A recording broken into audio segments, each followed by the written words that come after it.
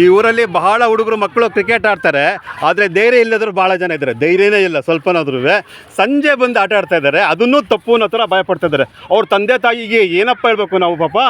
ಅವ್ರ ತಂದೆ ತಾಯಿಗೆ ಏನಪ್ಪ ಹೇಳ್ಬೇಕು ನಾವು? ಯಾಕೆ ಮಕ್ಕಳನ್ನ ಈ ಥರ ಎದುರಿಸ್ತೀರಾ? ಮಕ್ಕಳು ಆಟ ಆಡಲೇಬಾರ್ದಾ? ಎಷ್ಟೊತ್ತು 20 ಗಂಟೆ ಪಾಠ ಪಾಠ ಪಾಠ ಅಂತಲೇ ಇರಬೇಕಾ?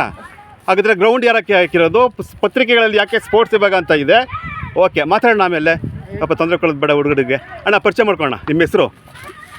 ಸರ್, ನಮ್ಮ ಹೆಸರು ಪವನ್ ಅಂತ. ನಾವು ಇದೇ ಪಾಂಡವಪುರದಲ್ಲಿ ವಾಸವಾಗಿದ್ದೀವಿ. ಎಷ್ಟೇ ಕ್ಲಾಸಾ? 8th ಸ್ಟ್ಯಾಂಡರ್ಡಲ್ಲಿ. ಯಾವ ಸ್ಕೂಲ್ ಅಣ್ಣ? BJS ಪಬ್ಲಿಕ್ ಸ್ಕೂಲಲ್ಲಿ. ಥ್ಯಾಂಕ್ಸ್ ಅಣ್ಣ, ಮತ್ತೆ ಮಾತಾಡ್ತೀನಿ ಬಣ್ಣ. ಪರಿಚಯ ಮಾಡ್ಕೊಳ್ಳಿ, ಅದೇ ಸೇಮ್ ಪರಿಚಯ ಮಾಡ್ಕೊಳ್ಳಿ. ವಿಶ್ವತ್, ಹಾಂ, 8ನೇ ತರಗತಿ ಓದ್ತಿದ್ದೀನಿ. BJS school Pandavapura. ಶಬಾಷ್ ಶಬಾಷ್ ಶಬಾಷ್. ನೆಕ್ಸ್ಟ್ ಈತನ ಭಯನಾ? ಬಣ್ಣ, ನಿಮ್ಮ ತಂದೆ ತಾಯಿ ಒಳ್ಳೆಯವರಲ್ವ, ಅದರಿಂದ ಬನ್ನಿ. ನನ್ನ ಹೆಸರು ಈತನ್ ಎಲ್ಸಿ. ನಾನು 9th ಸ್ಟ್ಯಾಂಡರ್ಡಲ್ಲಿ ಓದ್ತಿದ್ದೀನಿ. ಓಕೆ, ಯಾವ ಸ್ಕೂಲ್ ಅಣ್ಣ? BJS. BJS, 3 ಜನ BJS. ಓಕೆ, ನೋಡಿಯಪ್ಪ, ಅವ್ರ ತಂದೆ ತಾಯಿಗೆ ನಾನು ಅಭಿನಂದಿಸ್ತೀನಿ. ಪಾಪ ಮಕ್ಕಳನ್ನ ಜಾಸ್ತಿ ಎದುರಿಸ್ಬಾರ್ದು. ಎಷ್ಟೊತ್ತು ಓದು ಓದು ಓದು ಅಂದ್ಬಿಟ್ಟು ಅಂತ ಮೆಂಟ್ಲ್ ಮಾಡಿಬಿಡ್ಬಾರ್ದು. ಮತ್ತೆ ಸಿಗೋಣ.